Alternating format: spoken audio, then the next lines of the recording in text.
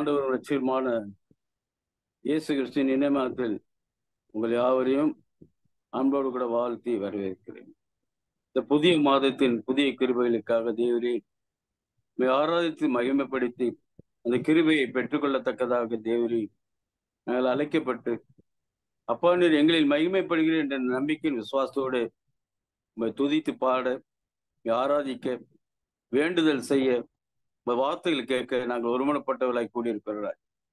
தேவனுடைய சமூகம் எப்பொழுதும் எங்களை நடத்திட்டு என்ற நம்பிக்கை இந்த புதிய மாதத்திலே அப்பா கடந்து வந்த நாட்கள் எல்லாம் தேவரே உங்க கிருபை எங்களை தாங்கிட்டாண்டவர். உங்க கிருபை எங்களோடு இருந்து வழியிடத்திருப்பார். நாங்கள் நின்று நிர்மூலமாகாமல் உங்கள் கிருபை எங்களை தாங்கிட்டு இருந்த தகப்பனே கருத்தில் ஒப்பு கொடுக்கிறோம் ராஜா தகப்பனே. இந்த நாள் கூட தேவ மகிமையின் சுவிசேஷத்தை அப்பா உங்க சாயலாய் படக்கிட்ட அந்த மகிமையின் சுவிசேஷத்தை கேட்டு நாங்கள் விசுவாசித்து ரிச்சிப்படைந்த பொழுது ஆண்டவரே அந்த கிருபை எங்களுக்கு கொடுத்தீங்க ராஜா. அந்த கிருபை எங்களை உரிமை பாராட்டு உண்மை அப்பா பிதாவென்று கூப்பிடுகிற கிருபை அப்பா அந்த ரிச்சிப்பின் மகிமை பெற்று பரலோகராஜ்யத்தில் பங்கெடுக்கத்தக்கதான கிருபை இந்த கிருபையோடு கூட வாழத்தக்கதாய் எங்களை இந்த புதிய ஆண்டிலே புதிய மாதத்திலே எங்களை ஒவ்வொரு ஆசீர்வதி ராஜா. உங்க கிருபைக்காக காத்திருக்கோம் ராஜா. உங்க வார்த்தையில எங்களை திடப்படுத்தும். உங்க வார்த்தையில எங்களை பலப்படுத்துப்பா. உங்க வார்த்தையினால எங்களை வழிநடத்தி செல்லும் கருத்தில் ஒப்பு கொடுத்து ஜெபிக்கிறப்பா ராஜா. அப்பா மாறாத அன்பும் பிரியமும் சமாதானம் கிருபையும் என்றென்று எங்களோடு தங்கி நிலைத்திருப்பதாக. ஆமேன். அல்லேலூயா. ஜெபிப்போம். ஆண்டவரே எங்களை ஒவ்வொரு நாளும் நீர் வழிநடத்தி வந்திருக்கிறீர். இந்த நன்றியுள்ள உள்ளத்தோடு உண்மை ஆராதித்து மகிமைப்படுத்தி வருமாள் ஸ்தோத்திரம் பாராட்டா. முதல் பாடல் தேவ கிருபை என்றும் உள்ளது, அவர் கிருபை என்றும் உள்ளது, அவரை போற்றி துதித்து பாடி அல்லேலூயா என்று ஆர்ப்பரிப்போம். தேவ கிருபை என்றும் உள்ளதே, அவர் கிருபை என்றும் உள்ளதே, அவரை போற்றி துதித்து பாடி அல்லேலூயா என்று ஆர்ப்பரிப்போம். அவரை போற்றி துதித்து பாடி அல்லேலூயா என்றார் பறிப்போம். நெருக்கப்பட்டோ மடிந்திடாமல் கர்த்தர் நம்மை காத்ததாலே, நெருக்கப்பட்டோ மடிந்திடாமல் கர்த்தர் நம்மை காத்ததாலே, அவர் நல்லவர் அவர் வல்லவர் அவர் கிருபை என்றும் உள்ளதே, அவர் நல்லவர் அவர் வல்லவர் அவர் கிருபை என்றும் உள்ளதே, தேவ கிருபை என்றும் உள்ளதே, அவர் கிருபை என்றும் உள்ளதே, அவரை போற்றி துதித்து பாடி அல்லேலூயா என்றார் பறிப்போம். அவரை போற்றி துதித்து பாடி அல்லேலூயா என்றார் பறிப்போம். சத்துரு சேனை தொடர்ந்து சூழ்கையில் பக்தர் நாம் தாவீதின் தேவன் நமக்கு முன் சென்றாரே, அவர் நல்லவர் அவர் கிருபை என்றும் உள்ளதே, தேவ கிருபை என்றும் உள்ளதே, அவர் கிருபை என்றும் உள்ளதே, அவரை போற்றி துதித்து பாடி அல்லேலூயா என்றார் பறிப்போம். அக்கினி சோதனை பற்றிக்க வந்தும் முச்சடி தன்னில் தோன்றிய தேவன் பாதுகாத்தாரே, அவர் நல்லவர் அவர் கிருபை என்றும் உள்ளதே, தேவ கிருபை என்றும் உள்ளதே, அவர் கிருபை என்றும் உள்ளதே, அவரை போற்றி துதித்து பாடி அல்லேலூயா என்றார் பறிப்போம். காரிருள் போன்ற கஷ்டங்கள் வந்தும் பாரினில் அவரின் பாதையில் ஒளியாய் என்னை நடத்தினார், அவர் நல்லவர் அவர் கிருபை என்றும் உள்ளதே, தேவ கிருபை என்றும் உள்ளதே, அவர் கிருபை என்றும் உள்ளதே, அவரை போற்றி துதித்து பாடி அல்லேலூயா என்றார் பரிப்போ மேற்கொள்ள வந்தும் வீரநேமியா ஆவியை அளித்தே திட நம்பிக்கை தைரியமீந்தாரே அவ கிருபை என்றும் உள்ளதே தேவ கிருபை என்றும் உள்ளதே அவ கிருபை என்றும் உள்ளதே அவரை போற்றி துதித்து பாடி அல்லேலூயா என்றார் பரிப்போம் நித்திய தேவனாம் சத்திய பரந்தான் நித்தமும் நம்முடன் இருப்பதாலே அவர் நல்லவர் என்றும் துதியுங்கள் அவ கிருபை என்றும் உள்ளதே தேவ கிருபை என்றும் உள்ளதே அவ கிருபை என்றும் உள்ளதே அவரை போற்றி துதித்து பாடி அல்லேலூயா என்றார் பரிப்போ அவரை போற்றி துதித்து பாடி அல்லேலூயா என்றார் பரிப்போ அல்லேலூயா. அடுத்த பாடல் தம் கிருபை பெரிதல்லோ என் ஜீவனிலும் அதை இம்மட்டும் காத்ததுவே இன்னும் தேவை கிருபை தாருமே. தம் கிருபை பெரிதல்லோ எம் ஜீவனிலும் அதே இம்மட்டும் காத்ததுவே இன்னும் தேவை கிருபை தாருமே இன்னும் தேவை கிருபை தாருமே. தாழ்மை உள்ளவரிடம் தங்கிடுதே கிருபை வாழ்நாள் எல்லாம் அது போதுமே சுகமுடல் தன் பலமுடல் சேவை செய்ய கிருபை தாருமே சேவை செய்ய கிருபை தாருமே. நிர்மூலமாகாததும் நிற்பதுமோ கிருபை நீதனின் பாவம் நீங்கினதே நித்திய ஜீவன் பெற்றுக் கொண்டே காத்து கொள்ள கிருபை தாருமே காத்து கொள்ள கிருபை தாருமே. தினமதி காலையில் தேடும் போது கிருபை மனம் தளர்ந்த நேரத்திலோ பலவீன சரீரத்திலோ போதுமே ஓம் கிருபை தாருமே போதுமே ஓம் கிருபை தாருமே. மாப்பரிசுத்த ஸ்தலம் கண்டடைவேன் கிருபை மூடும் தீரை கிழித்திடவே தைரியமாய் சகாயம் பெற தேடி வந்தேன் கிருபை தாருமே தேடி வந்தேன் கிருபை தாருமே. ஒன்றை ஒன்று சந்திக்கும் சத்தியமும் கிருபை என்றும் மரமே வாக்கு தத்துவம் நீதியுமே சமாதானமே நிலை நிற்கும் கிருபை தாருமே நிலை நிற்கும் கிருபை தாருமே. ஸ்தோத்திர ஜபத்தினார் பெருகுதி கிருபை ஆத்தும ஆனம் கண்ணீரோடே வேண்டே நானும் வேண்டிடவே ஜபவரம் கிருபை தாருமே ஜபவரம் கிருபை தாருமே. கர்த்தர் வெளிப்படும் நாள் அளித்திடும் கிருபை காத்திருந்தே அடைந்திடவே இயேசுவே உம்மை சந்திக்கவே இரக்கமாய் கிருபை தாருமே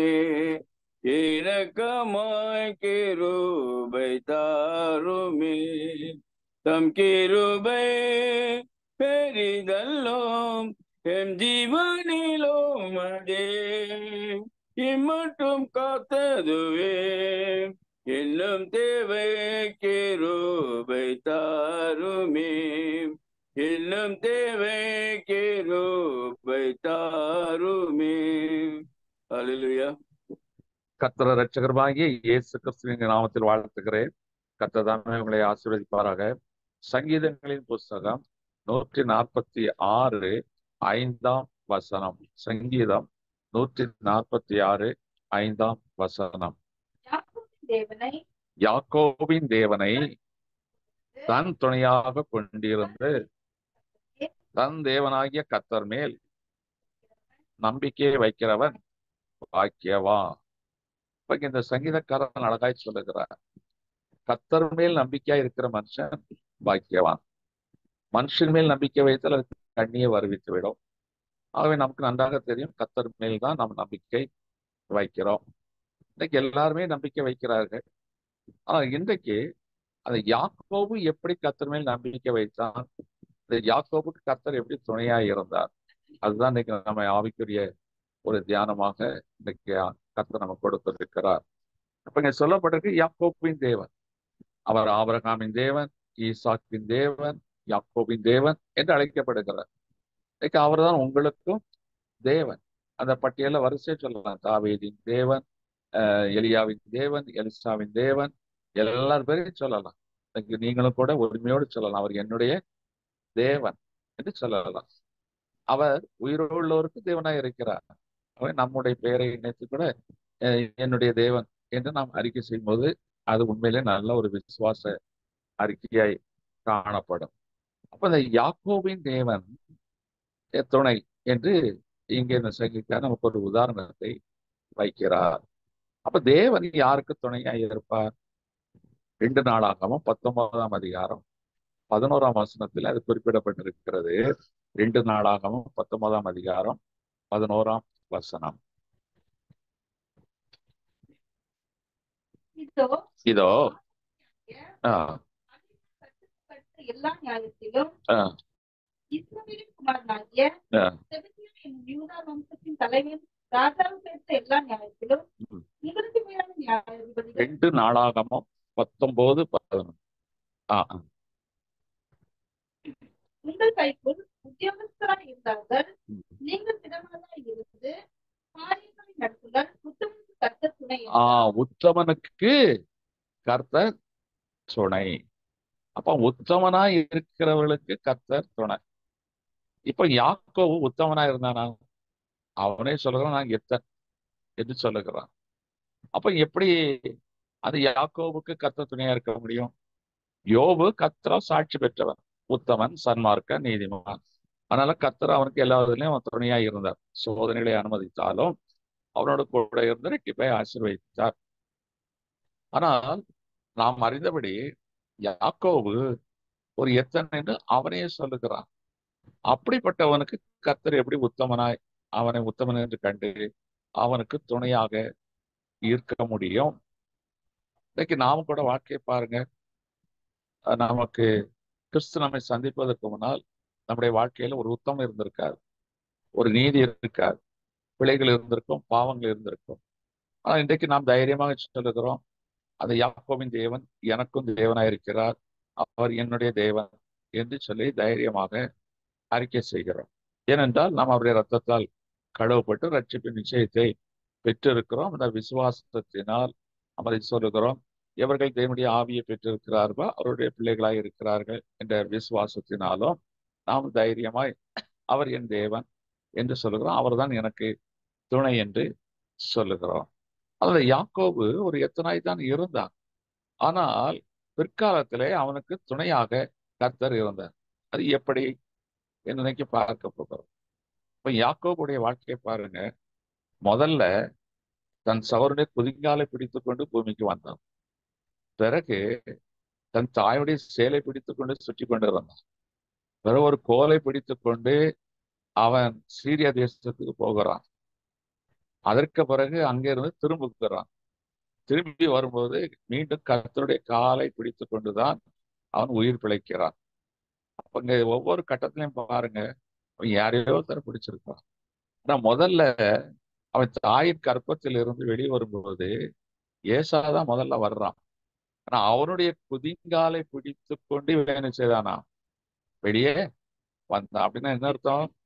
அவனை பிடிச்சு உள்ள எடுத்துட்டு இவன் தான் முதல்ல வரணும்னு பாக்குறான். கொஞ்சம் யோசிச்சு பாருங்க. முதல்ல வந்தா என்ன ஆகும்? மூத்தவன் சிரேஷ்டபுத்திரன் அவனுக்கு உண்டு. தாயின் கருவிலேயே அவன் எவ்வளவு கருத்தா இருந்திருக்கான் பாருங்க. யோசிச்சு பாருங்க. அவன் நினைக்கிறான் பிள்ளைகளுக்கு என்னடா இருக்கும்னு நினைக்கிறேன். ஆனா பிள்ளைகள் கருவில் தோன்றும் பொழுதே அது ஜீனியஸா தான் இருந்தது. அப்போ முதல்ல ஏசா வரான்னு தெரிஞ்ச உடனே அவனை பிடிச்சு இழுத்திருக்கான். அதனாலதான் காலை பிடித்து கொண்டு வந்திருக்கிறான். அப்போ அவன் காலை பிடித்து கொண்டு அவன் வந்தான் என்று பார்க்கிறோம். ஆதியாமத்தின் புஸ்தகம் 25ஆம் அதிகாரம் 26ஆம் வசனத்தை வாசிக்க கேட்கலாம். ஆதியாகமம் 25, 26. பின்பு அவன் சகோதரன் பின்பு அவன் சகோதரன் கையினாலே தன் கையினாலே கொண்டு வெளிப்பட்டான். ஏசாவின் குதிங்காலை பிடித்து கொண்டு வெளிப்பட்டான். கேட்டார்கள். அவனுக்கு யாக்கோபு என்று பெயரிட்டார்கள். அவன் பெற்றபோது இவன் அவர்களை பெற்ற பொழுது ஈசாக்குக்கு 60 வயது. இப்ப ஈசாக்கு ரெபேக்காள் ஒரு நல்ல தம்பதி, கர்த்தருக்குள்ள வாழ்க்கையை நடத்துறவங்க, நல்ல ஈசாக்கு தியானம் பண்றவன், ஜெபிக்கிறவன். அதனால அவருடைய பிள்ளைகளுக்குள்ள கர்த்தர் கிரியை செய்திருக்கிறார். இந்த யாக்கோபு அவன் வெளியே வராம அவனுடைய காலை பிடிச்சு இழுத்து முன்னால வர பார்த்தா முடியல. கர்ப்பப்பையிலிருந்து ஒருத்தர் தான் வெளியே முதல்ல வர முடியும். அதுக்கு பிறகு இவன் வந்தான். அவன் வாழ்க்கையில பாருங்க, முன்னேறதுக்கு அடுத்தவன் காலை வர்றதுல தான் இருக்கிறாங்க. இன்னைக்கு உலகம் அப்படித்தானே இருக்கு. தான் உழைச்சு வாழணும், நான் உண்மையா இருக்கணும், அதெல்லாம் இல்லை. அடுத்தவனை எப்படியா இழுத்து அவன் முதல்ல சவாரி செய்து எப்படியாவது வாழ்க்கையை நடத்தி விட வேண்டும் என்றுதான் இன்னைக்கு உலகம் முயற்சிக்கிறது.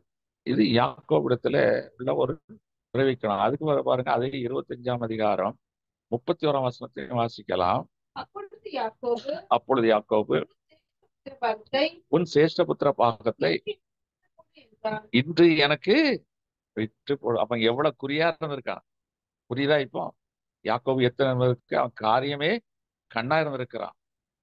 இவன் முதல்ல பிறந்திருந்தானா அந்த சேஷ்டபுத்திர பாகம் இவனுக்கு தான் வந்திருக்கும். ஆனா ஏசா வந்துட்டான். அதனால தான் ஏசாவை கர்த்தர் வெறுத்தார். அதுக்கு என்ன காரணம் நம்ம அதை அலசிக்கிட்டு இருக்க வேண்டாம். ஆனா இவனோ அந்த சேஷ்டபுத்திர பாகத்திலேயே குறியா இருந்தான். குறியா இருந்து ஏசா களைத்து வந்த நேரத்துல சோப்பு நிற கூளை கொடுத்து அவனை மயக்கி எழுதி வாங்கிட்டானே, எவ்வளவு ஒரு கில்லாடி. அப்போ அவனுடைய புத்திர பாகம், சேஷ்ட புத்திர பாகத்தை இவன் என்ன செய்து விட்டான்? சின்ன வயசுலேயே சுதந்திரித்து விட்டான். இது காரியசன் என்று சொல்வதா, காரியக்காரன் சொல்லுவதா, புத்தி உள்ளன்னு சொல்லுவதா, ஏமாத்துக்காரன் சொல்லுவதா? கொஞ்சம் யோசிச்சு பாருங்க. அது எப்படி வேணாலும் எடுத்துக்கொள்ளலாம். காரியசன் என்று எடுத்துக்கொள்ளலாம். ஆனா அதே நேரத்துல இது கொஞ்சம் திருட்டு சம்பந்தமான வேலை தான். ஒரு சகோதரன் தானே, அவன்கிட்ட போய் சொத்தை எழுதி கேட்கறது, ஆனா பசிக்கணும், சாப்பிட்டு பாப்பா, ஒரு கையை சாப்பிட்டு போ தானே சொல்லியிருக்கணும். இப்ப சொந்த சகோதர பாசமே இல்லாம தானே இருக்கிறான். என்ன செய்யறான்? பாகத்தை எனக்கு விட்டு போடு. அதான் இயேசு கிறிஸ்து பின்னால பிரச்சனை பண்ணும்போது சகோதர சிநேகத்தை குறித்து அதிகமாக சொன்னது காரணம் அதனால்தான். சகோதர சிநேகம், ஒரு அன்பாய் இருங்கள். அப்ப யாக்கோபுக்குள்ள இந்த அன்பு இல்லை, இந்த சகோதர சிநேகம் இல்லை என்றுதான் நாம் எடுத்துக்கொள்ள வேண்டும். அதே ஆதியாகமம் 27ஆம் அதிகாரம் 8ஆம் வசனத்தை வாசிக்கலாம். ஆகையால் என் மகனே, நான் உனக்கு கற்பிக்கிறபடி செய். இப்ப இவரு சுயபத்திலாம் செய்யல, அவர் தாய் என்ன சொல்றாரோ அதன்படிதான் செய்திருக்கிறார். தாயின் போதகத்தை தள்ளாதே, அது கழுத்துக்கு சரப்பணி போல் இருக்கும் என்று வேதத்துல சொல்லப்படும். ஆனா அந்த ஏசா யாக்கோபு வாழ்க்கையில பாருங்க, ரெட்ட பிள்ளைகள், பார்ஷியாலிட்டி. அங்க யாக்கோபுக்கு மன்னிக்கணும், ஈசாக்குக்கு ஏசாவை பிடிக்கு, ரெபேக்காளுக்கு யாரை பிடிக்குது? யாக்கோப பிடிக்குது. பிள்ளைகளுக்குள்ள ஒரு பார்ஷியாலிட்டியை காட்டுகிற ஒரு பெற்றோர்களாக நாம் அங்கே அவர்களை பார்க்கிறோம். அப்ப நமக்கு இதுல ஒரு பாடம். அவன் கர்த்தர் கொடுத்த பிள்ளைகிட்ட பார்சியாலிட்டி ஒண்ணு அப்படி இருக்கும், ஒண்ணு இப்படி பார்சியாலிட்டி நிறைய பெற்றோர்கள் என்ன செய்றாங்க, காட்டுகிறார்கள். அது தவறு. சகோதரருக்குள்ள ஒற்றுமையா இருக்கணும். அதுபோல பெற்றவர்கள் பிள்ளைகளிடத்துல பார்சியாலிட்டி காட்டக்கூடாது. இதெல்லாம் நாம் கற்றுக்கொள்ள வேண்டிய பாடம். முதல்ல அவன் காலை பிடிச்சு வந்தான். இப்ப தாயின் சொல்லை கேட்டு என்ன செய்தான்? கடைசி காலத்துல பார்வையில்லாத தன் தகப்பனை ஏமாற்றுகிறான். கொஞ்சம் யோசிச்சு பாருங்க. அதெல்லாம் எவ்வளவு துரோகமான ஒரு செயல். ஏசாவின் வஸ்திரத்தை உடுத்திக்கொண்டு அவனை போல ரோமம் உள்ள கைகளாக மாற்றிக்கொண்டு அவன் போய் யாக்கோபுக்கு வேட்டையாடின கறி கொடுக்கல, வீட்டுல சமைச்ச கறியை கொண்டு கொடுத்து ஆசீர்வாதத்தை வாங்குறான். சட்டையை முகந்து பார்க்கறான். ஏசாவின் வாசனையா இருக்கிறது. ஆனா குரல் யாக்கோபு குரல் போல் இருக்கிறது. குரலை மாத்த முடியல. அதை மிமிக்கரி அவனுக்கு கத்துக் கொடுத்திருந்தாங்க, அதையும் பண்ணி இருந்திருப்பான். அது பண்ணல, அதுலதான் மாட்டிக்கிட்டார். ஆனாலும் அவன் என்ன செய்யறான்? என் பிள்ளையுடைய வாசனையா இருக்குன்னு சொல்லி அதை பார்வையற்ற ஈசாக்கு அவனை முழுமையாக ஆசீர்வதித்தான். அதுக்கு பிறகு வந்து ஏசா அண்ட தகப்பனே, நம்மிடத்துல ஒரு ஆசீர்வாதம் கூட இல்லையா? இல்லப்பா, அவன் எல்லாவற்றையும் வாங்கி கொண்டு சென்று விட்டானே, நீதான் அவனுக்கு என்ன சேவகம் செய்வாய், எல்லா ஆசீர்வாதத்தையும் அவன் எடுத்துக்கொண்டு போய் விட்டானே என்று சொல்லி அங்கராய்க்கும். உடனே ஏசா கோபப்படுது. இதுல ஏசாவுடைய கோபம் நியாயமானதா? நல் இது தேவையில்லாததா? நியாயமானது. ஏன்னா சேஷ்டபுத்திர பாகத்தை எடுத்தான். இப்ப தகப்பன் அவனிடத்துல சொன்னான், வேட்டையாடி கொண்டு வா, நான் சாகும் முன்னே உன்னை ஆசீர்வதிக்க வேண்டும். அதையும் எடுத்துக்கொண்டான்.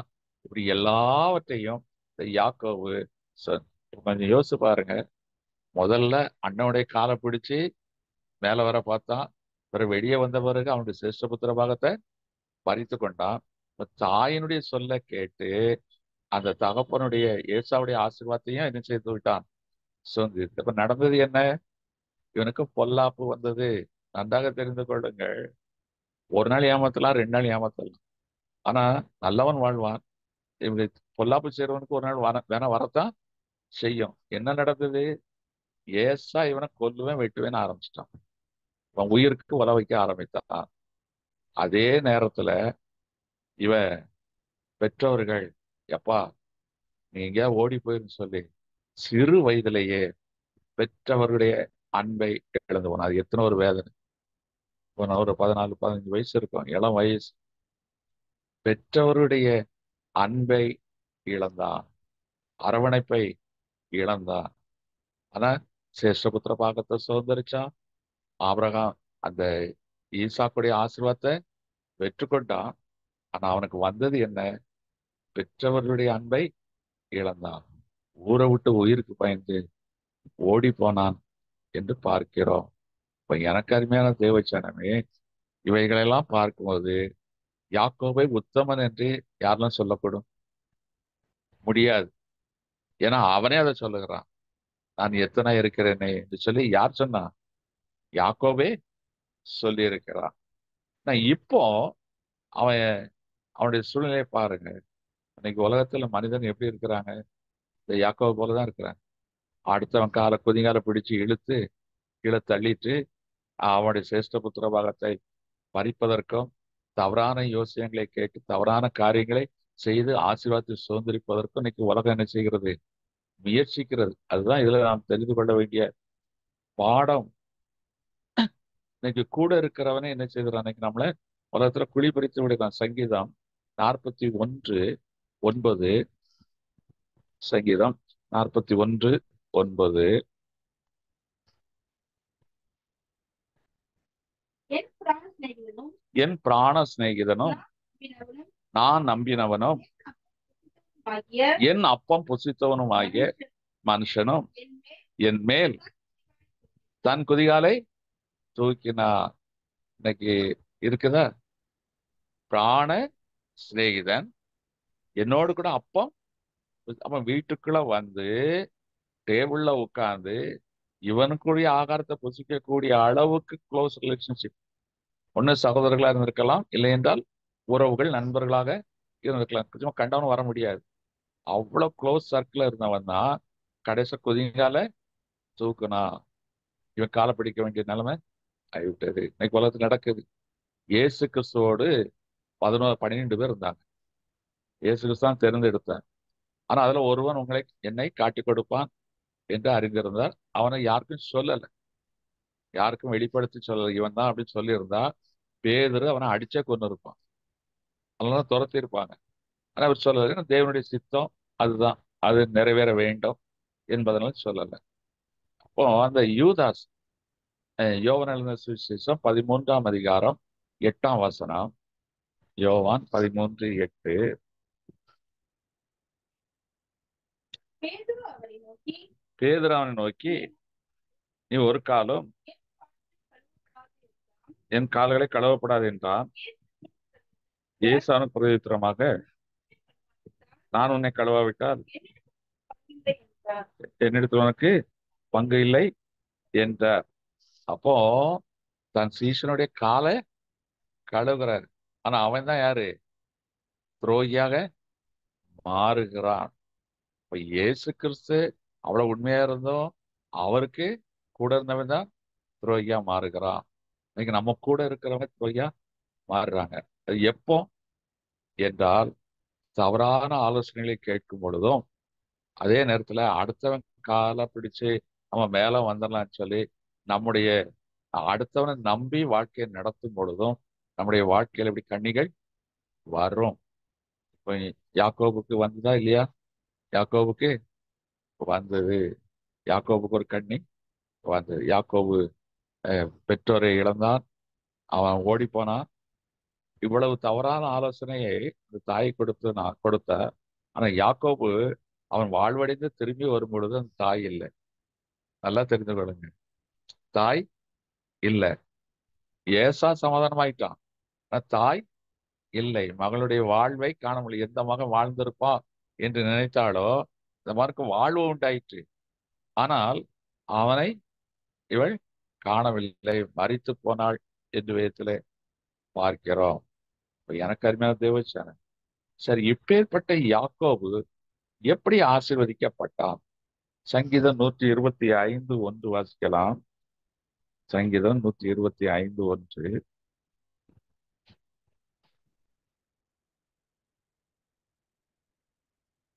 கர்த்தரை நம்புகிறவர்கள் கர்த்தரை நம்புகிறவர்கள் அசையாமல் என்றென்னைக்கு அசையாமல் சீயோன் பர்வதத்தை போல் இருப்பார்கள். நிலைத்திருக்கும் சீயோன் பர்வதத்தை போல் இருப்பார்கள். ஏன்னா பர்வதங்கள் கூட ஒரு நாள் என்ன செய்யும்? விலகி போகும். இன்னைக்கு அதானே பார்த்தோம். வயநாடுல பர்வதங்கள் என்ன ஆச்சு? விலகி போச்சு.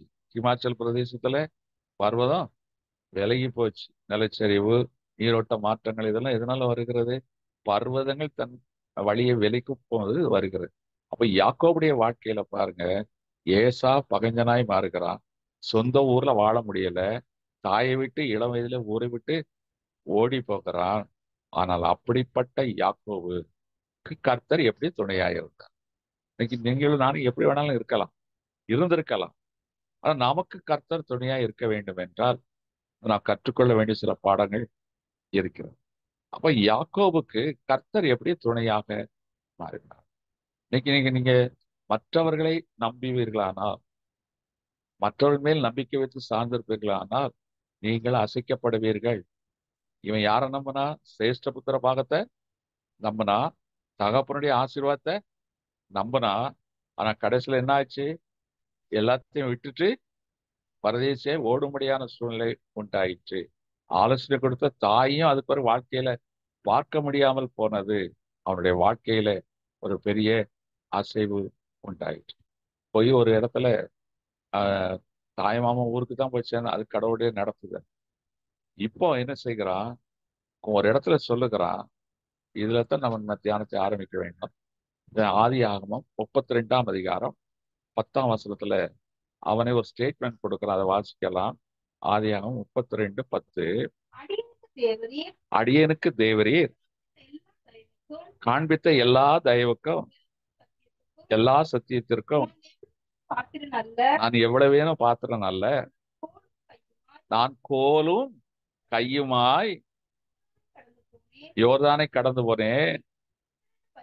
பரிவாரங்களையும் இப்பொழுது இவ்விரண்டு பரிவாரங்களையும் உடையவன் ஆனேன். இப்போ ஒரு பெரிய ஸ்டேட்மெண்ட் கொடுக்கிறான். 21 வருஷம் கழிச்சு அவ சொல்லுகிறான், ஆண்டவரே, நான் முதல்ல குதிங்கால பிடிச்சேன், சேஷ்டபுத்திர பாகத்தை பெற்றேன், நான் ஏசாவை போல வேஷம் போட்டேன், தாய் சொல்ல கேட்டு, நான் கர்த்தருடைய சொல்ல கேட்க தாயுடைய சொல்ல கேட்டு அந்த ஆசீர்வாதத்தையும் பெற்றேன். ஆனா நான் வனாந்தரத்துக்கு ஓடி போனேன். போகும்போது எதை கொண்டு போனேன்? ஒரு கோலை கொண்டு போனேன். வெறும் கையும் ஒரு கோலுமாக நான் போனேன்.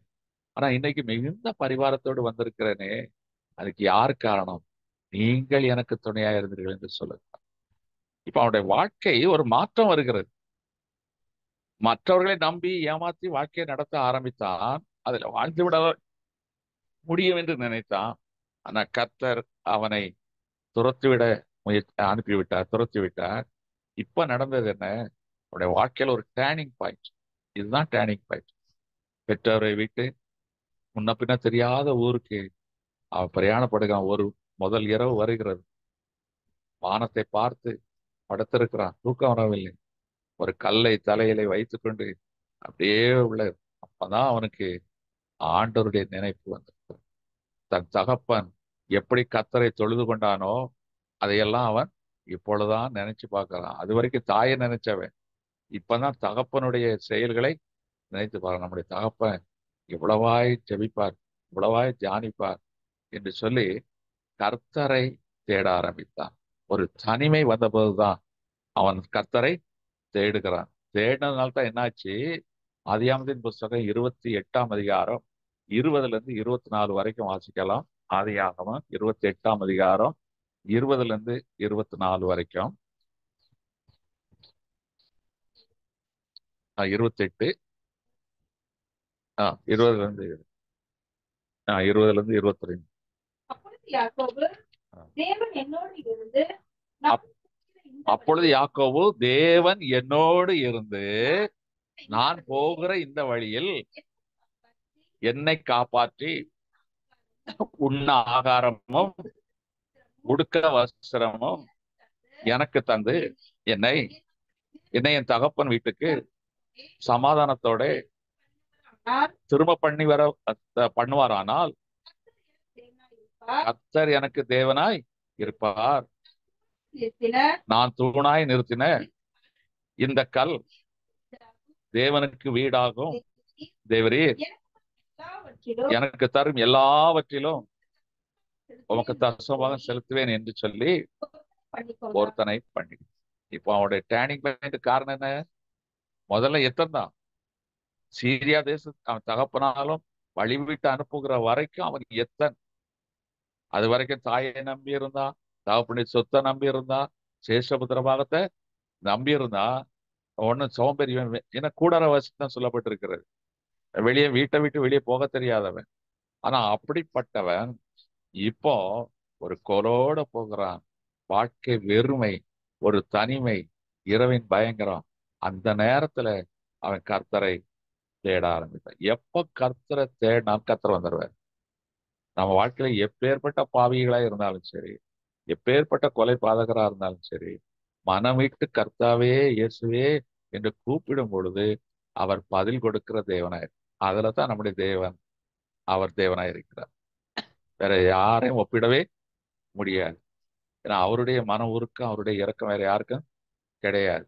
யாக்கோபு நீ எத்தனை என்று சொல்லி எட்டி வதைச்சிருக்கான் இல்ல. எப்ப தேட ஆரம்பித்து விட்டார்களோ தேட. ஆனா ஏசா பாருங்க, அவன் கர்த்தரை தேடல. அவன் பெலிஸ்தருடைய மனைவிகளையும் மறுமனையாட்டிகளையும் தேடி ஓடிட்டான். பெலிஸ்தரை தேடி ஓடினான்.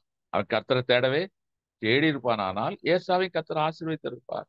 ஆனா இவனோ எத்தனா இருந்தோம் கர்த்தரை தேடினான், பொருத்தனை பண்ணுகிறான், விசுவாசமாய் அறிக்கை செய்கிறான். கர்த்தர் இப்போ அந்த கோலுமாய் போனவன், கோலும் வெறும் கையுமாய் போனவன் மிகுந்த பரிவாரங்களோடு வரும்படியாய் கர்த்தர் உதவி செய்தார். ஹல்லேலூயா. அப்ப இன்னைக்கு நீ உன்னை வெறுத்து விடும் பொழுது, எல்லாவற்றையும் வெறுமையாக்கி விடும் பொழுது, கர்த்தரையே சார்ந்து கொள்ளும் பொழுது அந்த வெறுமையை கர்த்தர் பரிவாரமாய் மாற்ற வல்லவராய் இருக்கிறார். சங்கீதம் 23:4 எல்லாருக்கும் தெரிந்த ஒரு வசனம். உமது கோலும் உமது தடியும் என்னை தேற்றும். இப்படி சொல்லுகிறான். அப்ப நம்ம கையில என்ன இருக்கணும்? கர்த்தருடைய கோல் இருக்கணும். அந்த கோல் இருந்தா தான் நம்ம தேற்றோம். மோசே கையில ஒரு கோல் இருந்தது. அந்த கோல் என்ன செய்துச்சு? அற்புதங்களை செய்தது. ஆரோன் கையில ஒரு கோல் இருந்தது. அது துளிர்த்தது. அது வாதுமை பழங்களை கொடுத்தது.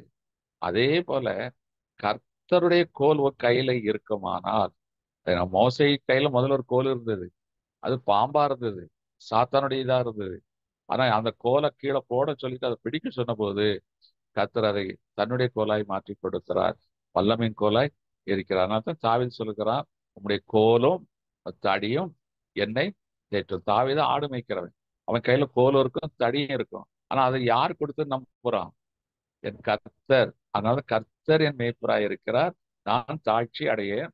அந்த மேய்ப்பர் அவனுக்கு ஒரு கோலையும் தடியும் கொடுத்திருந்தார். இன்றைக்கு கர்த்தர் அந்த கோலையும் தடியையும் உனக்கு தந்திருக்கிறார். அந்த கோல் என்பது வசனத்தை குறிக்கும், தடி என்பது வல்லமையை குறிக்கும். அப்ப கர்த்தருடைய இந்த வசனமும் அவருடைய வல்லமையும் உனக்குள் இருக்கும் பொழுது நீ மிகுந்த பரிவாரங்களுக்கு சொந்தக்காரராய் மாற்றுவார். பரிவாரங்கள் என்றால் ஆசீர்வாதத்தையும் கொடுக்கும், ஆத்மா ஆதாயத்தையும் கொடுக்கும். ரெண்டு விதமான இருக்கு.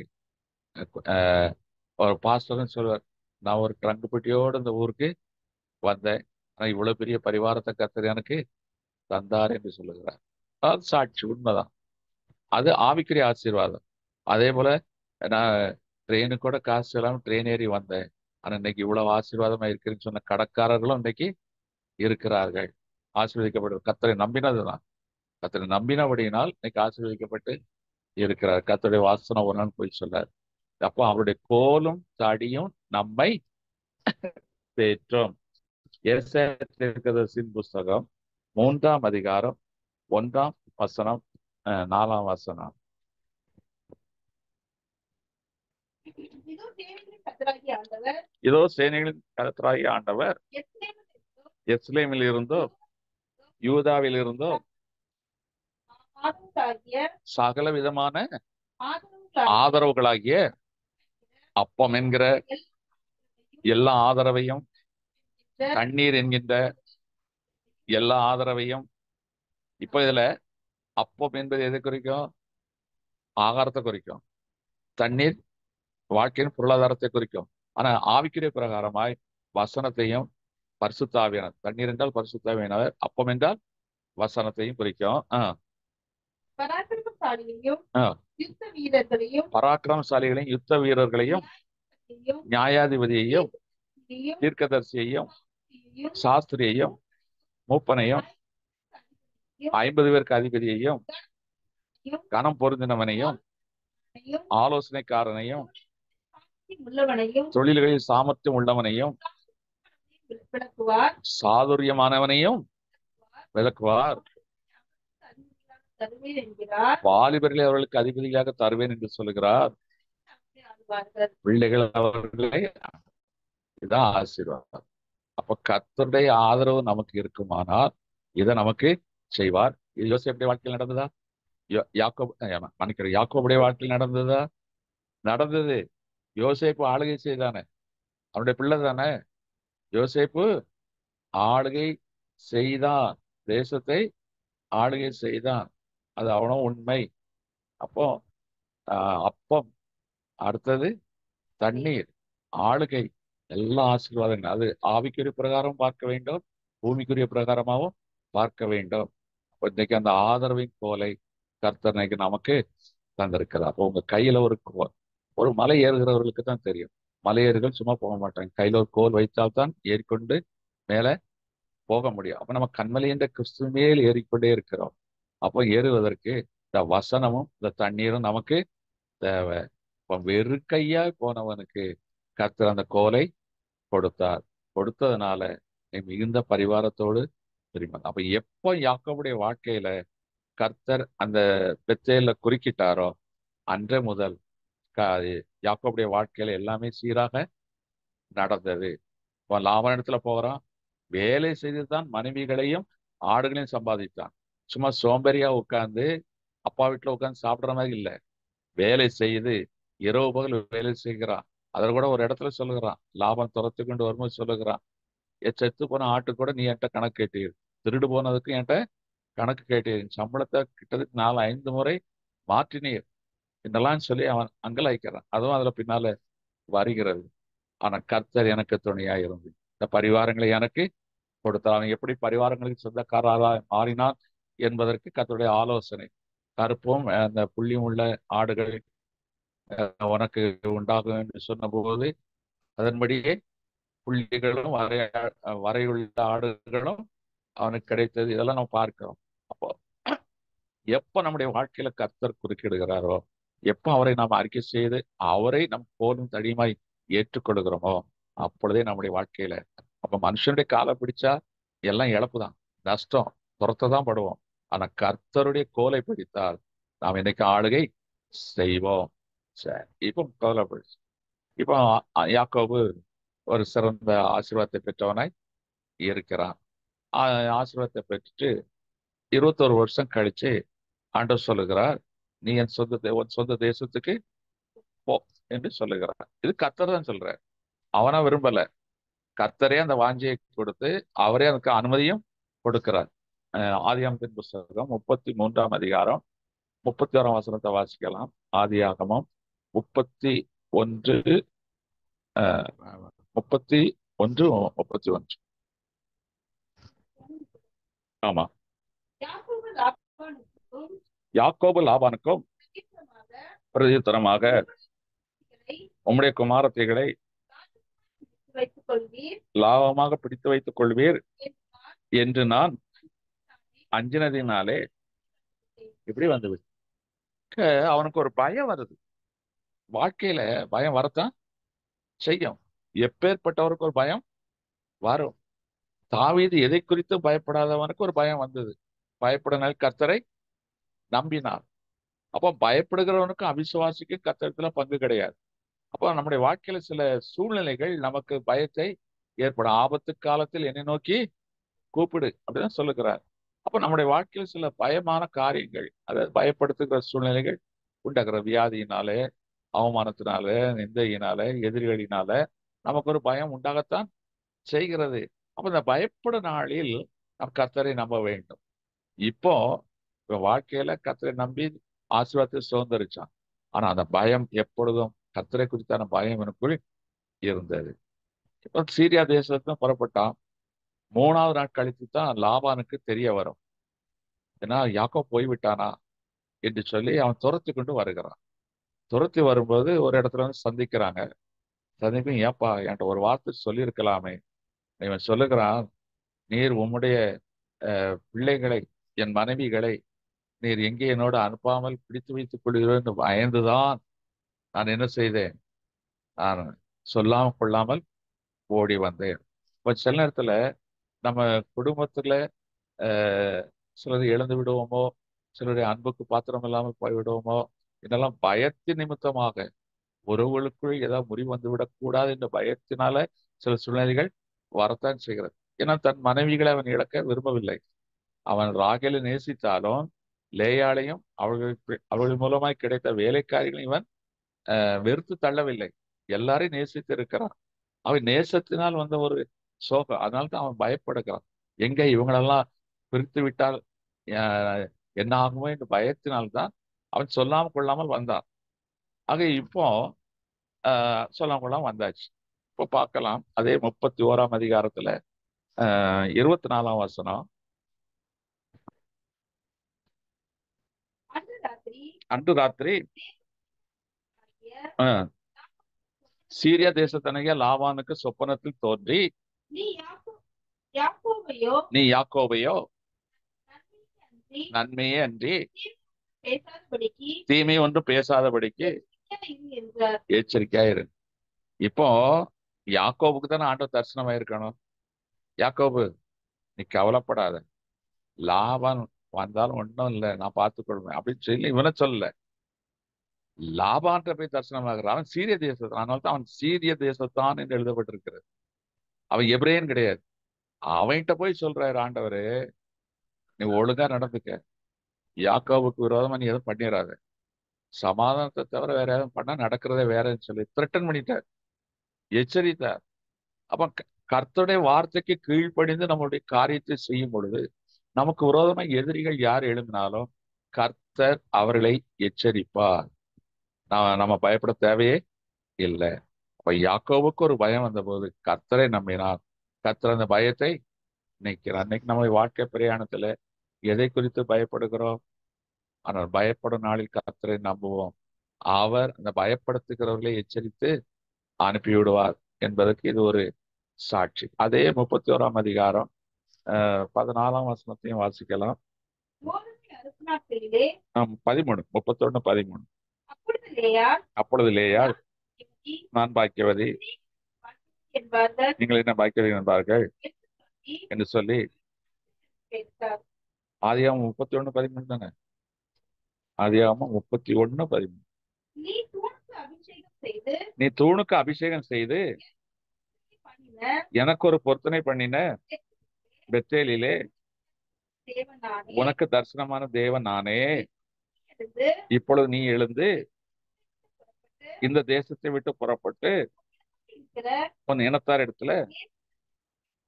இருக்கிற தேசத்துக்கு திரும்பி போ என்று சொன்னார் என்றார். அப்ப ஆண்டவர் சொல்லிதான் அவன் என்ன செய்யறா? போகிறான். அப்ப கர்த்தர் சொல்லி நீங்கள் ஒரு காரியத்தை செய்தால் பயப்பட தேவையே இல்லை. நீங்களாக ஒரு காரியத்தை செய்தால் பயங்கரங்கள் ஏற்படத்தான் செய்யும். லாபான்கள் ஜெயித்து விடுவார்கள். ஆனா கர்த்தர் சொல்லி ஒரு வார்த்தை செய்தால் லாபான்கள் வந்தாலும் நாம் பயப்பட தேவையே இல்லை. அப்ப லாபானுடைய வாய் கர்த்தர் அடைத்து போட்டார். அப்போ அவன் வாழ்க்கையில ஒரு பயம் வந்து அந்த பயத்துல அவன் யாரை நம்புறான்? கர்த்தருடைய சொல்லை நம்புகிறான். அப்ப நீங்க கர்த்தருடைய வார்த்தையை நம்புங்கள். அவர் என்ன சொல்லுகிறாரோ அதை செய்யுங்க.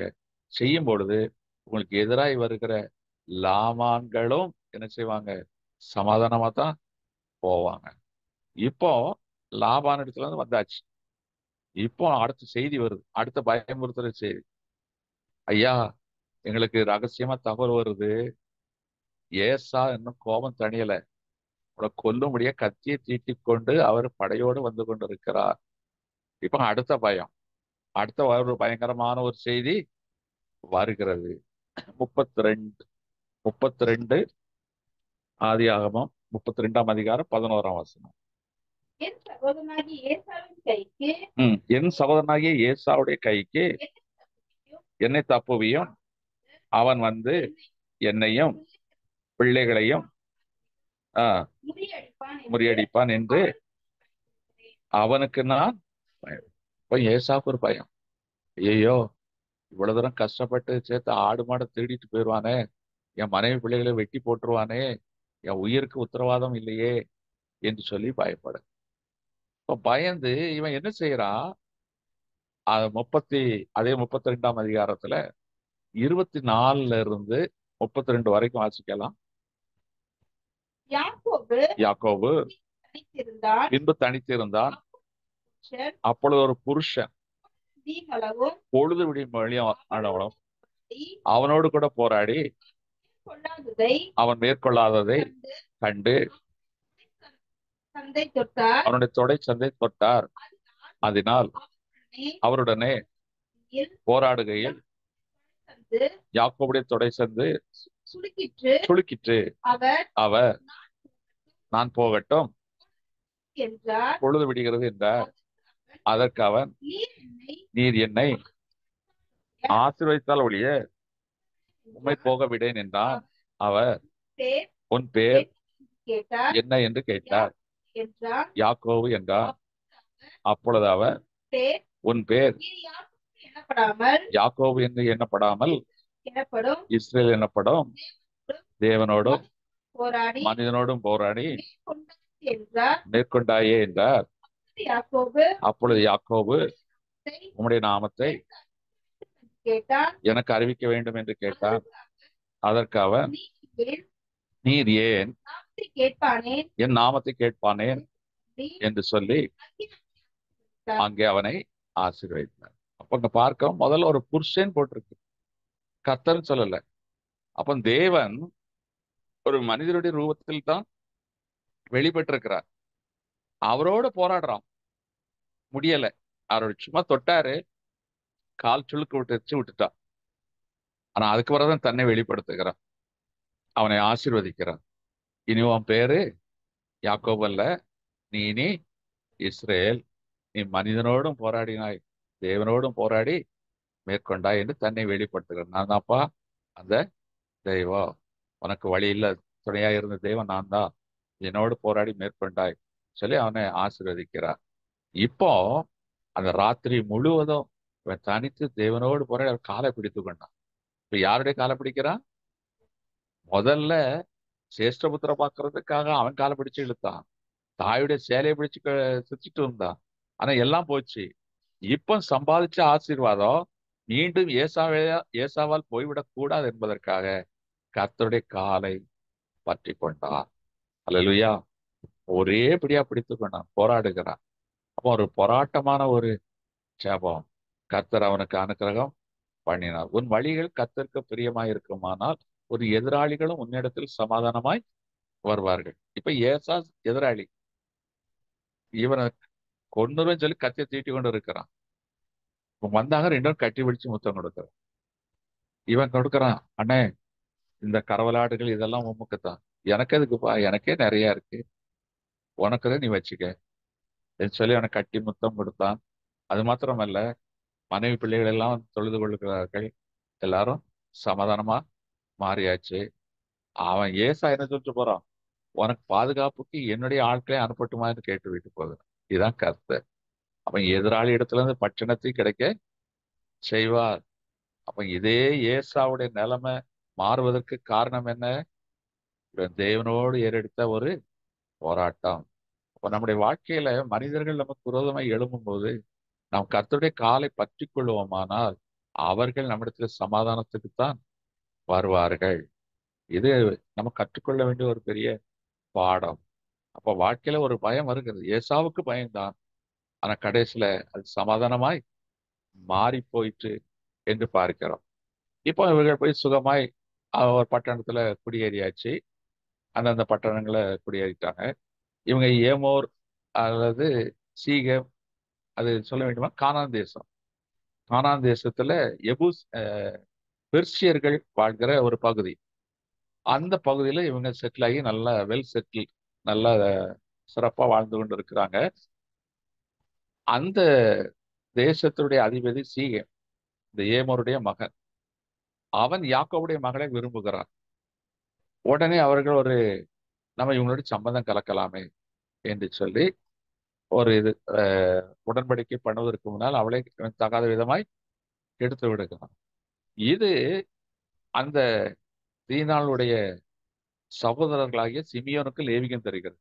இவங்க 3 பேரும் ஒரு தாய் வயிற்று பிள்ளைகள். தகப்பன் ஒருவராக இருந்தாலும் அவர்கள் வேறொரு தாயுடைய ஒரே வயிற்று பிள்ளைகள். அவங்க பட்டயத்தை எடுத்து தந்திரம் பண்றாங்க. நாங்க விருத்த சேதனம் உள்ளவர்கள், நீங்க விருத்த சேதனம் இல்லாதவர்கள். நீங்க விருத்த சேதனம் பண்ணா நாங்க எங்க பொண்ணை கொடுப்போம், உங்க பொண்ணை நாங்க எடுப்போம், நம்ம தொழில் செய்யலாம். உடனே ஏமோர் என்ன செய்யறான், ஊராரெல்லாம் கூப்பிட்டு, எப்பா அந்த எபிரேயர்கள் சொல்ற காரியம் நல்லா தானே இருக்கு, நம்மளும் நுனித்தலை வெட்டிடுவோம், வெட்டிட்டா நம்மளும் அவங்களுக்கு பொண்ணு கொடுக்கலாம், பொண்ணு எடுக்கலாம், நம்ம சொத்து அவங்க சொத்து, அவங்க சொத்து நம்ம சொத்து என்று சொல்லி எல்லாம் ஒப்புரவாயாச்சு. இவன் எல்லாம் நுனித்தல் பண்ணிட்டாங்க. 3வது நாள் அது பயங்கர வலி எடுக்கும். பார்த்தா அந்த நேரத்துல லேவியும் சிமியோனும் என்ன செய்றாங்க, பட்டயத்தை எடுத்துக்கொண்டு அத்தனை பேரும் அழிச்சு போட்டாங்க. இந்த தகவல் யாக்கோபுக்கு வருது. எப்பா என் வாசனையை கெடுக்கவா நீங்க இந்த காரியத்தை செய்வீங்க, என்ன காரியத்தை பண்ணிட்டீங்க? ஆதியாமத்தின் புஸ்தகம் 34ஆம் அதிகாரம் 30ஆம் வசனத்தை வாசிக்கலாம். ஆதியாகம் 34:30. அப்பொழுது யாக்கோபு லேவியும் பார்த்து, சிமியோனையும் லேவியும் பார்த்து, குடியிருக்கிற இந்த தேசத்தில் குடியிருக்கிற இடத்திலும் கானானியரிடத்திலும் இடத்திலும் பெர்சியரிடத்திலும் நீங்கள் என் வாசனையை நீங்கள் கெடுத்ததினாலே கெடுத்ததினாலே பண்ணீர்கள். என்னை கலங்க பண்ணினீர்கள். உள்ளவன் நான் கொஞ்ச ஜனம் உள்ளவன், எனக்கு விரோதமாய் அவர்கள் எனக்கு விரோதமாய் கூட்டம் கூடி நானும் என் குடும்பமும் அதின்படி அழியும்படி என்னை வெட்டி போடுவார்களே என பயம். ஏன்னா இவன் அந்நிய தேசத்துல இருக்கிறான், அவங்க தயவுல இருக்கிறான், அவங்க பலத்தவர்கள், இவங்க செய்தது தவறு. அவன் அத்தனை பேரையும் கொலை செய்தாங்க. அப்போ ஊரெல்லாம் சேர்ந்து கானானியர் 7 பேர் இருக்காங்க, அவ்வளவு பேரும் சேர்ந்து நம்மளை வெட்டி போடுவார்களே என்று பயந்தான். இப்போ அந்த பயம் வந்த உடனே தலைமறைவாகி போகல. என்ன செய்கிறான்? 35ஆம் அதிகாரம் 1ஆம் வசனம், ஆதியாகமம் 35:1. தேவன் யாக்கோபை நோக்கி, போய் நீ எழுதி பெத்தேலுக்கு போ, இருந்து அங்கே குடியிருந்து நீ உன் சகோதரனாகிய முகத்திற்கு விலகி ஏசாவின் முகத்திற்கு விலகி ஓடி போகிற போது உனக்கு தரிசனமான அங்கே தேவனுக்கு அங்கே என்றார். ஒரு பலிபீடத்தை உண்டாக்கு என்றார். ஆஹ் இப்போ உடனே குடும்பத்தார் எல்லாரையும் கூப்பிடுறான். எப்பாங்க ட்ரெஸ் எல்லாம் மாத்துங்க, அவங்ககிட்ட சுரபங்கள் எல்லாம் எடுத்து போடுங்க, பொல்லாப்பல் நீக்கி போடுங்க, எல்லாரும் வாங்க, பரிசுத்தமா வாங்க, போய் நம்ம பெத்தேல எனக்கு தரிசனமான தேவனிடத்துல நம்ம பொருத்தனை பண்ணி பலி செலுத்திட்டு வருவோம். போய் அந்த தேசத்துல பலி செலுத்தினார்கள். அந்த ஏமோர் சீகமுடைய மக்கள் இவர்களை மேற்கொள்ளவே இல்லை. தேசத்துல இவர்கள் ஆளுகை செய்தார். அப்ப இன்னைக்கு நம்முடைய வாழ்க்கையில எப்பேற்பட்ட பயங்கரங்கள் தோன்றினாலும் நாம் கர்த்தரை சார்ந்து கொள்ளும் பொழுது கர்த்தர் அதில் தப்புவிக்க நமக்கு வழிகளை உண்டு பண்ணுகிறார். கர்த்தர் எவ்வளவு நல்லவன். இவன் வாழ்க்கை பயணத்துல முதல்ல ஏசாவின் காலை பிடிச்சு சேஷ்டபுத்திர வாக்கத்தை பிடிக்கணும்னு நினைச்சான். அதுக்கு பிறகு தாயுடைய கூடவே இருந்து அவருடைய ஆலோசனைப்படி தகப்பனுடைய ஆசீர்வாதத்தை முழுசுமா சுதந்திரிக்கணும்னு பார்த்தான். ஆனா எல்லாம் வெறுமையா போச்சு. ஒரு கோலை பிடித்தான், அந்த கோலை வைத்து மேல வந்துடலான்னு பார்த்தா, ஆனா அதுக்குள்ள அவன் கர்த்தரை சந்தித்ததுனாலதான் வெறும் கோலாய் போனத அந்த ஆரோன் கோலாய் மாற்றி அதை கர்த்தர் தொழுக்க செய்தார்.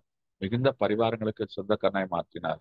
இப்ப அந்த ஆசீர்வாதங்களை பாதுகாக்க வேண்டும் என்றால் இவன் ஆரம்ப நாள்ல எப்படி கர்த்தருக்கு பயந்தானோ அதே போல கர்த்தருடைய வார்த்தைக்கு கீழ்ப்படினான். முதல்ல கர்த்தருடைய சத்தத்துக்கு கீழ்ப்படிந்து புறப்பட்டபடினால் லாபான் மூலமாய் வேண்டிய ஆபத்துக்கு பாதுகாக்கப்படுகிறான்.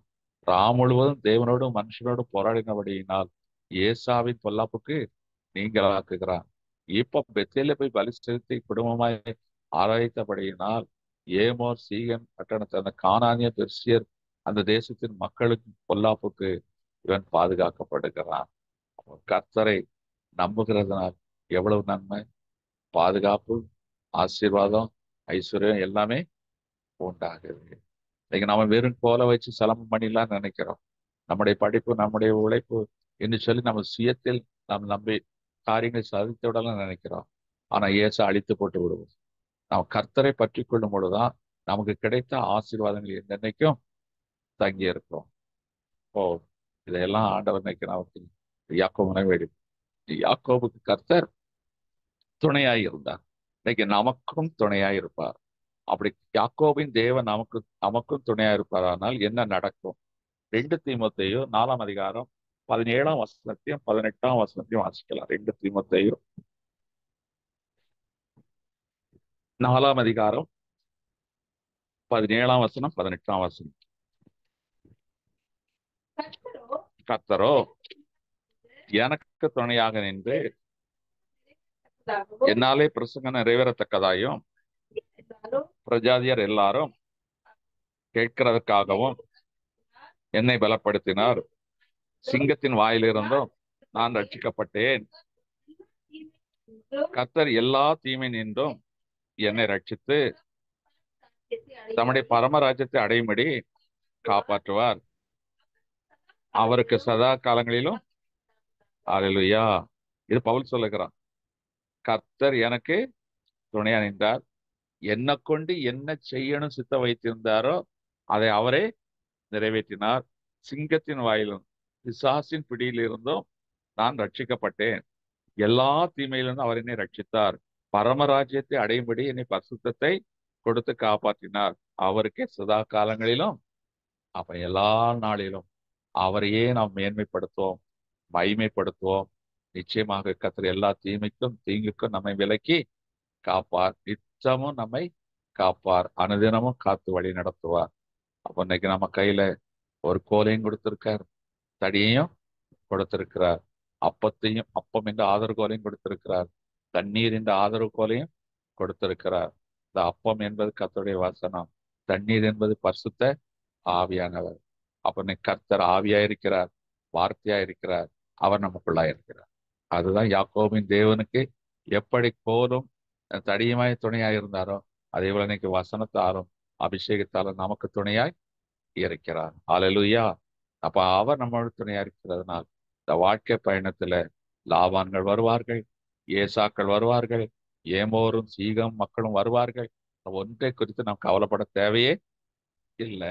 கர்த்தர் நம்மை எல்லா தீமைக்கும் நீங்களாக்கி ரட்சிப்பார், விடுவிப்பார், பரம ராஜ்யத்தை சுதந்திரிப்பதற்கு அவர் நமக்கு உதவி செய்வார். கண்களை மூடுவோம், தேவனை நோக்கி பார்ப்போம். அன்பின் தேவனே, உம்மை நன்றியோடு ஸ்தோத்திரிக்கிறோம். ஹல்லேலூயா, ஹல்லேலூயா, ஹல்லேலூயா. அப்பா உமக்கு ஸ்தோத்திரம். நன்றி, நன்றி. நீர் எங்கள் வாழ்க்கையில் எங்களுக்கு துணையானீர். நன்றி அப்பா. அந்த யாக்கோபின் தேவன் எப்படி யாக்கோபுக்கு துணையா இருந்தீரோ, அதே போல எங்களுக்கும் துணையா இருக்கிறேன். நன்றி ராஜா, நன்றி அப்பா. கிருபையின் தேவனே உமக்கு ஸ்தோத்திரம், மகிமையின் தேவனே உமக்கு ஸ்தோத்திரம், மகத்துவத்தின் தேவனே உமக்கு ஸ்தோத்திரம், ஸ்தோத்திரம், ஸ்தோத்திரம், ஸ்தோத்திரம். நன்றி ராஜா அப்பா. அவனை அந்த வனாந்தரத்தின் பாதையிலே நடத்தினீர். நன்றி அப்பா. 21 ஆண்டுகள் கழித்து மீண்டும் அவனுடைய சொந்த தேசத்துக்கு நடத்தினீர். அவனுக்கு விரோதமாய் எழும்பினவர்கள் சமாதானமாய் வந்தார்கள். லாபான் சமாதானமாய் போனான், ஏசா சமாதானமாய் கடந்து போனான். அப்பா, சீகேம் பட்டணத்தாருடைய சொத்துக்கள் எல்லாத்தையும் இவர்கள் சுதந்திரித்தார்கள். அப்பா, இரக்கம் பாராட்டினீரே. இந்த யாக்கோவுக்கும் சந்ததிக்கும் துணையாய் இருந்தீரே, அதுபோல எங்களுக்கும் நீ துணையாய் இருக்கிறேன். அதற்காக ஸ்தோத்திரம், ஸ்தோத்திரம், ஸ்தோத்திரம், ஸ்தோத்திரம் அப்பா. வல்லவரே உமக்கு ஸ்தோத்திரம். கர்த்தனே எம் துணையானே, நித்தமும் என் நீழலானீர். கர்த்தனே எம் துணையானே. ஆம் தகப்பனே, நீர் எங்களுக்கு துணையா இருக்கு. நாங்க ஏன் சோர்ந்து போனோம்? இன்னைக்கு உலகத்துல நண்பர்கள் வரலாம், கொஞ்ச காலம் வருவார். கணவனுக்கு மனைவி, மனைவிக்கு கணவன், வாழ்க்கை கொஞ்ச காலம். ஆனா கடைசி வரைக்கும் எங்களுக்கு துணையா இருப்பார் நீர். அப்பா, வீடு வரைதான் உறவு, வீதி வரைதான் உறவு, ஆனா காடு வரைக்கும் தான் பிள்ளை வருவான். ஆனா கடைசி வரைக்கும் எங்களோடு கூட இருப்பவர் நீர் தாப்பா. உலகத்தின் முடிவு பரியந்தம் சகல நாட்களில் நான் உன்னோடு கூட இருப்பேன்னு சொன்னவரே, நீர் மாத்திரம்தான் எங்களோடு கூட இருக்கு. அதற்காக ஸ்தோத்திரம். இங்கே மாத்திரமல்ல, இங்கே நீர் எங்களோடு கூட இருப்பீர், அங்கே வந்து நாங்கள் உம்மோடு கூட இருப்போம் அப்பா. அதற்காக உமக்கு ஸ்தோத்திரம், ஸ்தோத்திரம், ஸ்தோத்திரம், ஸ்தோத்திரம் தகப்பனே. வல்லவரே உமக்கு நன்றி. இந்த புதிய மாதத்துக்களை எடுத்து வைக்க உதவி செய்தீரே, அதற்காக ஸ்தோத்திரம். இந்த மாதத்தில் ஆயத்தம் பண்ணி வைத்திருக்கிற நன்மைகளை உடைய பிள்ளைகள் சுதந்திரிக்கட்டும். ஜீவன், சுகம், சமாதானம், ஐஸ்வர்யம், தீர்க்காயுசு எல்லாம் நிறைவாய் இருக்கட்டும். ஒன்றிலும் குறைபடக்கூடாது, எதிலும் வெட்கப்பட்டு போகக்கூடாது. வல்லவரே உமக்கு ஸ்தோத்திரம். உடைய காயத்தின் தழும்பலால் குணமாகட்டும். உடைய வசனத்தை அனுப்பி குணமாக நித்தமும் கர்த்தருடைய ஆவியானவர்களை நடத்துவீராக. அப்பா, நன்றி அப்பா. மகா வறட்சியான காலங்களில் ஆத்மாவை திருப்தியுள்ளவர்களாய் மாற்றும், நித்தவர்களை நடத்தும். நீர்ப்பாய்ச்சலான தோட்டத்தை போல் வைத்தருளும். ஒரு வற்றாத நீருற்றுவர்களுக்கு உண்டாயிருக்கட்டும். நீர் அப்படி செய்கிறதற்காக ஸ்தோத்திரம், ஸ்தோத்திரம், ஸ்தோத்திரம். ஒவ்வொருவரையும் வாழ்த்துகிறேன், ஆசீர்வதிக்கிறேன். ஆத்துமா வாழ்வது போல எல்லாவற்றும் வாழ்ந்து சுகித்து இருக்கட்டும். ஆசீர்வதியும் இயேசு கிறிஸ்துவின் வல்லமை உள்ள நல்ல நாமத்தில் பிதாவே, ஆமேன், ஆமேன். என் ஆத்துமாவே கர்த்தரை ஸ்தோத்திரி, என் முழு உள்ளமே பரிசுத்த நாமத்தை ஸ்தோத்திரி. என் ஆத்துமாவே கர்த்தரை ஸ்தோத்திரி, கர்த்தர் செய்த சகல உபகாரங்களை மறவார். ஹல்லேலூயா, ஹல்லேலூயா, ஹல்லேலூயா, ஹல்லேலூயா, ஹல்லேலூயா. எல்லாரும் ஸ்தோத்திரம், ஸ்தோத்திரம், ஸ்தோத்திரம், ஸ்தோத்திரம்.